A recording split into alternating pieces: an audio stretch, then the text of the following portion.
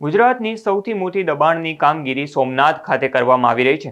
સોમનાથ મંદિર નજીક આવેલા બાંધકામોને તોડી પાડવા મામલે હાઈકોર્ટમાં અરજી કરવામાં આવી છે કે કોઈ પણ પ્રકારની આગોતરી જાણ કે નોટિસ આપ્યા વગર મિલકતોને તોડી પાડવામાં આવી છે।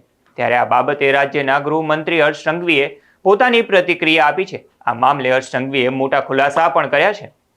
નમસ્કાર, નિર્ભય ન્યૂઝ સાથે હું હર્ષ બારોટ। સોમનાથ મંદિર નજીક આવેલા ગેરકાયદેસર બાંધકામોને તોડી પાડવામાં આવ્યા હતા, તેમજ હાલ કોર્ટમાં આ મામલે અરજી પણ કરવામાં આવી છે।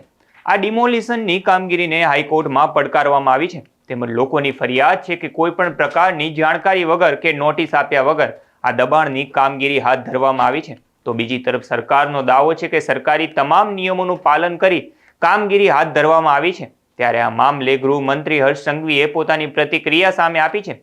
તો પહેલા સાંભળીએ શું કહ્યું હર્ષ સંઘવીએ। જય સોમનાથ। હાલમાં આ કામગીરી બાબતે કોર્ટમાં કાલની જે અરજદારો દ્વારા પડકાર કરવામાં આવ્યો છે તેનો સંપૂર્ણ જવાબ રાજ્ય સરકાર દ્વારા કોર્ટમાં આપવામાં આવ્યો છે।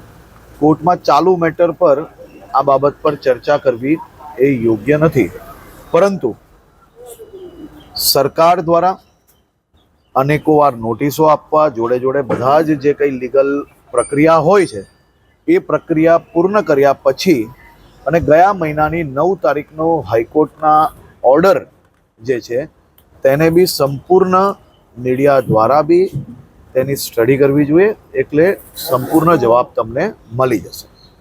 નવરાત્રી પરમ દિવસથી શરૂ થઈ રહી છે। ગણેશ ઉત્સવમાં જે પ્રકારે સ્થાનિકના સંદર્ભે ક્યાંક નવરાત્રીમાં વિશેષ આયોજન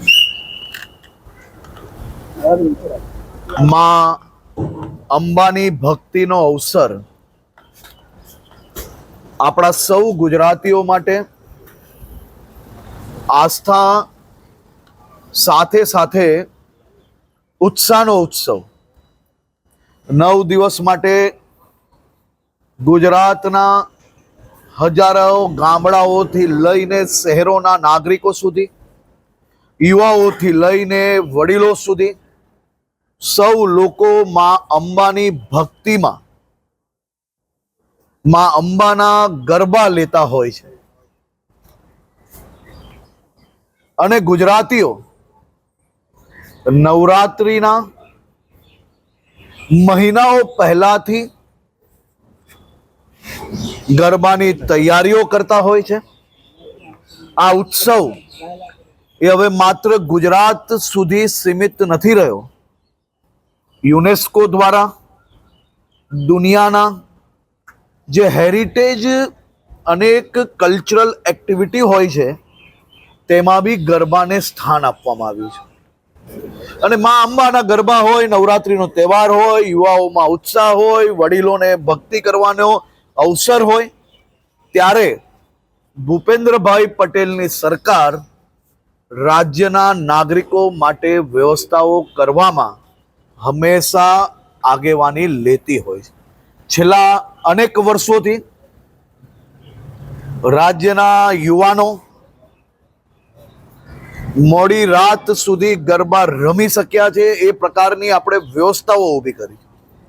સાથે સાથે મારા રાજ્યના નાના મધ્યમ વર્ગીય વેપારીઓ, કોઈક લારી ચલાવતા હોય, કોઈક ફેરિયા હોય, કોઈ પાથરના પાથરીને કામ કરતા હોય, કોઈ રેસ્ટોરન્ટ ચલાવતા હોય, આ બધા જ વેપારીઓ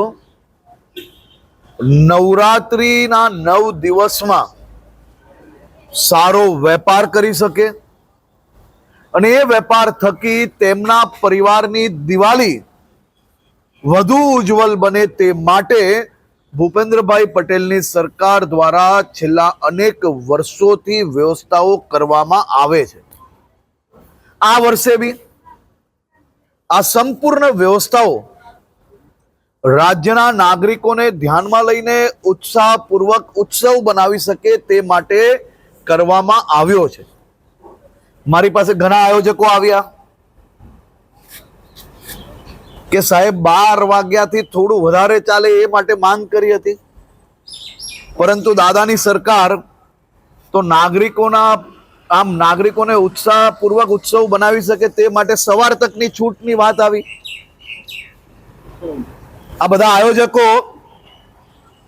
મને અલગ અલગ શહેરથી મળવા આવ્યા કાલે કે આટલા વહેલા સુધી તો અમારા જે બેન્ડ છે એ બી ના વગાડી શકે, ગીત ગાઈ બી ના શકે, પરંતુ આ મોટા મનથી ગયા વર્ષની જેમ મોડી રાત સુધી આ છૂટ મળે એટલે 1-2 વાગ્યા સુધી ગરબા અમે બધાને રમાડી શકીએ અને યુવાનો અને વડીલો બધા જ લોકો સાથે મળીને માં અંબાની ભક્તિ કરી શકે.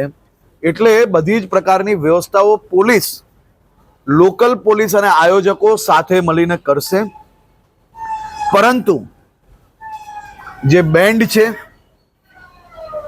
હોસ્પિટલોની નજીક હોય, કોઈ સોસાયટીઓની નજીક હોય અને સોસાયટી અને આ પ્રકારના કોઈ બી વ્યક્તિઓને બીજી રીતે તકલીફ ના પડે તેની બી ચિંતા પોલીસ અને આયોજકો સાથે મળીને કરવાના છે. એટલે કે કોઈને બી હેરાનગતિ ના થવી જોઈએ અને કોઈને બી હેરાનગતિ વગર મોડી રાત સુધી ગરબા રમી શકે તે પ્રકારની વ્યવસ્થાઓ કરવા માટેની સૂચના આપવામાં આવી છે.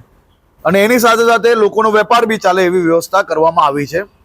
સાથે સાથે ઘણા બધા પેરેન્ટ્સની એવી સૂચન છે કે 2 વાગ્યા સુધી બાળકો પોતપોતાના ઘરે પહોંચે એવી બી વ્યવસ્થાઓ થવી જોઈએ. તો આ સૂચનને બી ધ્યાનમાં રાખ્યું છે, જેથી લોકલ પોલીસ અને આયોજકો આ બધા સાથે મળીને વ્યવસ્થા કરશે. શેરી ગરબાના નિયમો એ અલગ પોલીસ જોડે બેસીને બનશે. સાથે સાથે જે પ્રોફેશનલ ગરબા છે એની બી વ્યવસ્થાઓ પોલીસ જોડે બેસીને અલગ કરવામાં આવી રહી છે. અરજદારોએ સરકારની કામગીરીને કોર્ટમાં પડકારી છે. સરકારે કોઈપણ પ્રકારની નોટિસ કે જાણકારી આપ્યા વગર લોકોની મિલકતોને તોડી પાડી છે તેવી અરજી કોર્ટમાં લોકો દ્વારા આપવામાં આવી છે. હર્ષ સંઘવીના મતે હાલ કોર્ટમાં આ અરજીનો સંપૂર્ણ જવાબ આપવામાં આવ્યો છે. હર્ષ સંઘવીના મતે કોર્ટમાં ચાલુ મેટર પર બોલવું યોગ્ય નથી, પરંતુ હર્ષભાઈ કોઈપણ પ્રકારની નોટિસ કે કામગીરી કરવી હોય, અરજદારોએ સરકારની કામગીરીને કોર્ટમાં પડકારી છે. સરકારે કોઈપણ પ્રકારની નોટિસ કે જાણકારી આપ્યા વગર લોકોની મિલકતોને તોડી પાડી છે તેવી અરજી કોર્ટમાં કરવામાં આવી છે. હર્ષ સંઘવીના મતે હાલ કોર્ટમાં અરજીનો સંપૂર્ણ જવાબ આપવામાં આવ્યો છે. હર્ષ સંઘવીના મતે કોર્ટમાં ચાલુ મેટર પર બોલવું યોગ્ય નથી, પરંતુ હર્ષભાઈ કોઈપણ પ્રકારની નોટિસ વગર કામગીરી કરવી એ કેટલી યોગ્ય છે? આ બાબતે તમારું શું માનવું છે તે કમેન્ટ બોક્સમાં જરૂરથી જણાવજો. તેમજ અમારી ચેનલ નિર્ભય ન્યૂઝને લાઇક, શેર અને સબસ્ક્રાઇબ જરૂરથી કરજો.